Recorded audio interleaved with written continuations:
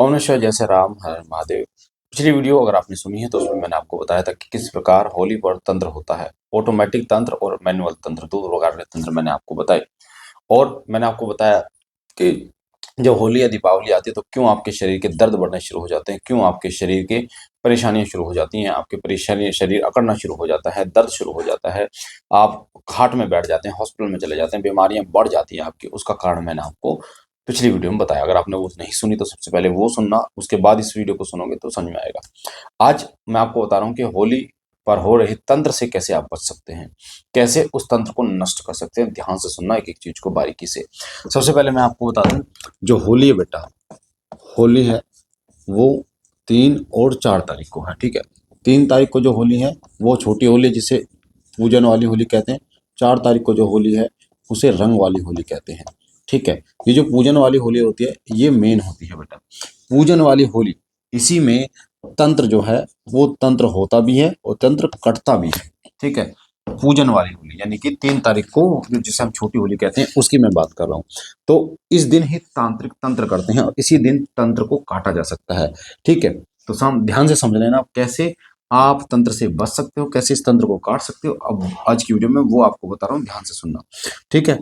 तो बात कर रहे हैं हम 3 तारीख वाली होली की, ठीक है। कौन सी होली? 3 तारीख, यानी कि होली होगी हमारी छोटी होली। 3 3 मार्च, जिसे हम कहते हैं छोटी होली।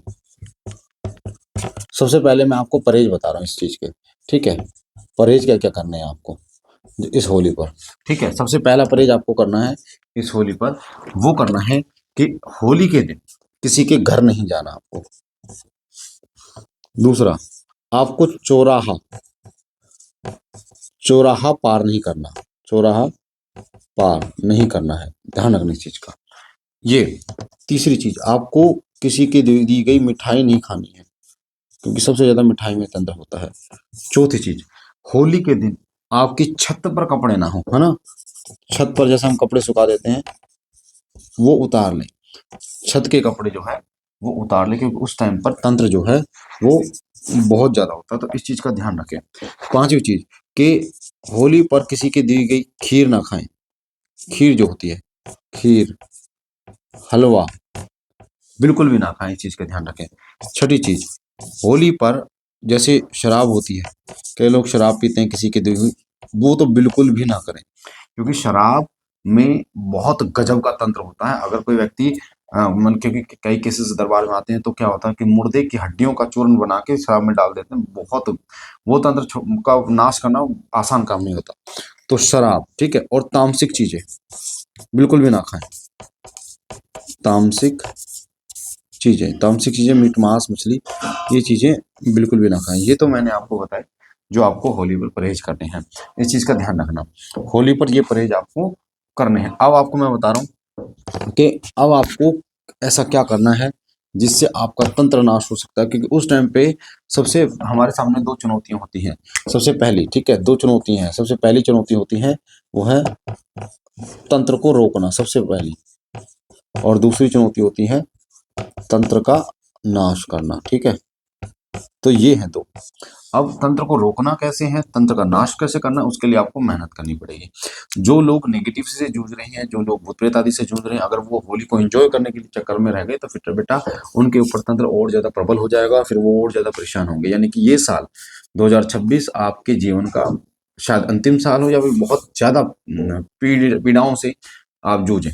तो इस साल में अगर आप मेहनत कर लोगे होली पे, तो आपको मैं श्योरिटी दे रहा हूँ कि आपका मैक्सिमम तंत्र खत्म हो जाएगा, प्रभाव उसका बहुत ही कम हो जाएगा। यानी कि आप ये कह सकते हैं कि अगर 100% उसका प्रभाव था तो धैर्य देसी ये 30% पे आ जाएगा, 20% पे आ जाएगा, या 10% पे आ जाएगा। और कई लोगों का तो बिल्कुल जीरो खत्म भी हो सकता है, ठीक है। अगर आप जो मैं बता रहा हूँ उन उपायों को कर देंगे इस होली पर, कब?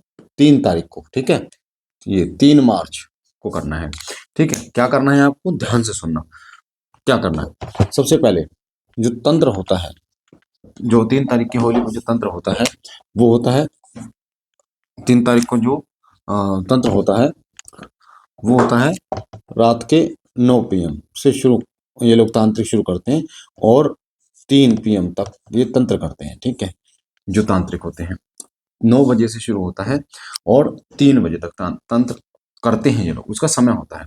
ठीक है, तो उसमें क्या करना है आपको, उसमें आपको कई चीजें ऐड करनी है, यानी कि आप 9 बजे क्या काम कर सकते हैं। सबसे पहला कर्म, सबसे अच्छा बात वो है सुंदरकांड।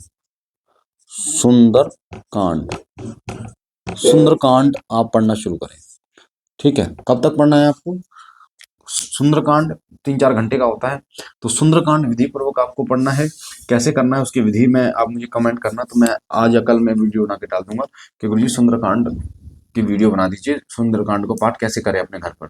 ठीक है, तो बहुत ही आसान पाठ है, कोई मतलब ऐसा नहीं है कि आप नहीं कर सकते, हर व्यक्ति कर सकता है, पंडित जी को भी बुलाने की आवश्यकता नहीं है।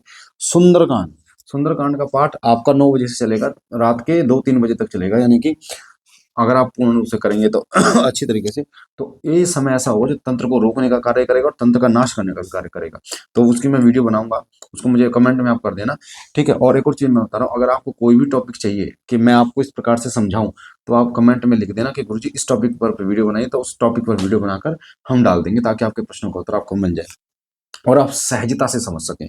सुंदरकांड का पाठ सबसे पहले आपको करना ही करना है, इस चीज का ध्यान रखिए। दूसरी चीज वो होता है भैरव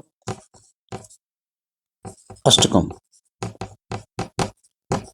ये मैं आपको ऑप्शन दे रहा हूँ। ठीक है, या तो सुंदरकांड का पाठ कीजिए या भैरव अष्टकम आप करें। आपका भैरव अष्टकम करते रहेंगे, यानी कि आपको समय ध्यान रखना 9 से 3 इस समय तक आपको करना है। ठीक है, आप उठ सकते हैं थोड़ा सा चाय फ्रेश घूमने के लिए, पर उसके बाद आपको करना ही करना है। जो लोग तंत्र से और जो लोग पूरा घर तंत्र से, तो सब बैठ के करें, सबसे अच्छा रहेगा। एक दिन करना है, एक दिन आपको बहुत जबरदस्त फल देगा, बहुत जबरदस्त रिजल्ट देगा। क्या करना है, भैरव अष्टकम का पाठ आपको करना है। तीसरा एक मंत्र मैं आपको बता रहा हूँ, क्योंकि मैं लिख देता हूँ आपको। ठीक है, क्योंकि फिर आप बोलोगे गुरु जी समझ में नहीं आया, मैं मंत्र लिख देता हूँ आपको क्या क्या करना है। ठीक है, मंत्र लिख रहा हूँ, बड़ा मंत्र है 3 मार्च का, सतनमो आदेश गुरु जी को। ठीक है, मैं पूरा लिख देता हूँ।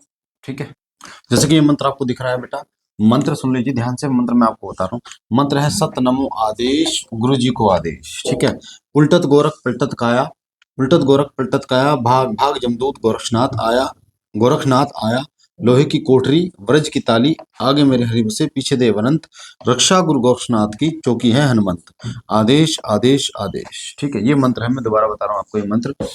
सतनमो आदेश गुरु जी को आदेश, उल्टत गोरख, गोरख है गोरक्ष नहीं है इसमें, उल्टत गोरख पलटत काया, भाग भाग जमदूत गोरखनाथ आया। ये जमदूत है, जय जम, जमदूत गोरखनाथ आया, लोहे की कोठरी व्रज की ताली, आगे मेरे हरियो से पीछे देव अनंत, रक्षा गुरु गोरखनाथ की चौकी हनुमंत, आदेश आदेश आदेश। ये मंत्र है, इस मंत्र को आप स्क्रीनशॉट ले लेना, लिख लेना अच्छी तरीके से, मैंने आपको बता दिया। अब आपको क्या करना है, इस मंत्र का आपको कितने बजे जो हमारा समय होगा वो होगा, तो 9 बजे से, है ना, शाम को 9 PM से और 3 AM तक, यानी 3 तारीख से 4 तारीख आपको हवन करना है इसका। हवन आप किस किस चीज का करना है, इसका लौंग का हवन करना है, सरसों के तेल में करना है इसका। बाबा गोरक्षनाथ की जोत जलेगी, धाम का साक्षी मानकर 10 रुपए की दरखास्त लगेगी संकट के लिए। और उससे पहले जब आप इसका करने बैठेंगे लौंग का हवन, तो दूध, शहद, सॉरी दूध, कच्चा दूध जो होगा सफेद, कच्चा दूध, गौमूत्र और गंगा जल से पूरे घर में छींटे लगा दें, और उसके बाद इस मंत्र का हवन करें। जितने लोग बैठे हैं वो स्वाहा इसमें नहीं बोलना है, ध्यान रखना। लास्ट में आपको बोलना है आदेश आदेश आदेश। ठीक है, सतनमो आदेश गुरु जी को, उल्टत गोरख पलटत काया, भाग भाग जमदूत गोरखनाथ आया, लोहे कोठरी वज की ताली, आग मेरे से पीछे देवरंत, रक्षा गुरु गोरखनाथ की चौकी हनुमंत, आदेश आदेश आदेश। तो 3 बार आदेश आदेश आदेश आदेश बोलकर आपको 2 लौंग डाल देनी है। ठीक है, किस में डाल देनी है, अग्नि में डाल देनी है, जो आप हवन कुंड करेंगे। इससे आपकी नेगेटिविटी रुकेगी, तंत्र खत्म होगा, 100% कार्य करता है ये। तो ये मंत्र है, ये ध्यान रखना है, गोरखनाथ है, गोरक्ष नहीं है, गोरख। ये जमदूत है, यम नहीं है, यम जम है, जमदूत। ठीक है, तो ये मैंने आपको बता दिया, ये मंत्र है, ध्यान रखना इस चीज का। तो अगर मैंने आपको 3 चीजें बताई हैं, एक सुंदरकांड बताया है, एक भैरवाष्टकम बताया है, और एक ये मंत्र बताया है। जोत जलेगी बाबा गोरक्षनाथ जी महाराज की जोत जलेगी। ठीक है, किस चीज की जलेगी, सरसों का तेल और देसी घी दोनों मिक्स होकर जलेगी, और उसमें आपको 2 लौंग डालनी है, 2 इलायची डालनी है, थोड़ा सा गुड़ डाल देना है। ठीक है, और उसके बाद फिर आपको बैठ जाना है। सबसे पहले आपको भोग देना है, किसका भोग देना है, बाबा गोरक्षनाथ जी महाराज का। पहले बाबा भोलेनाथ का देना है, फिर दादा गुरु मच्छिंद्र नाथ का देना है।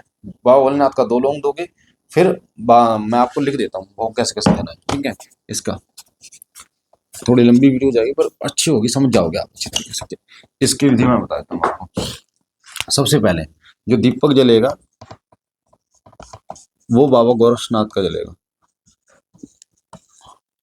ठीक है। और ध्यान रखना ये दीपक अखंड जलेगा जब तक आपका हवन चल रहा है, अखंड जलेगा, ठीक है। किसका जलेगा? सरसों का तेल, सरसों का तेल का दीपक जलेगा, ठीक है।